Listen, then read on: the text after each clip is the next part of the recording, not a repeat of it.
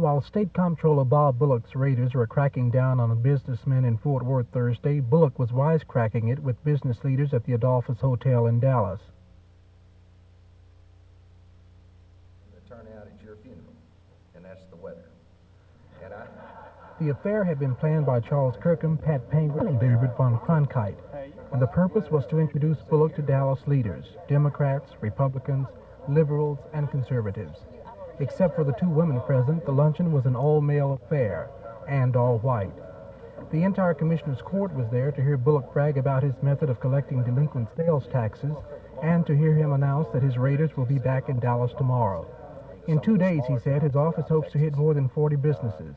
People sometimes say, well, aren't you kind of picking on the small fella on an account of, say, $1,000 or $2,000? And if you review those files, you'll see that very quickly that tax delinquency will be $10,000 if you don't move quick. So we're moving as quickly as we possibly can. We asked some of the guests at the luncheon what they personally think of Bob Bullock. Well, I think he's a dynamic individual, and he's been a good public servant, and he's adding some diversification to Texas politics. I'm very fond of Bob Bullock, very fond. I think that he's doing an outstanding job as Comptroller. He's done a good job in the Comptroller's job there. He's collecting taxes that have long since been uncollected. Well, I think he's a pretty good fellow. The man doesn't think well of himself is in trouble. He doesn't think too much of himself, so I think we're doing okay.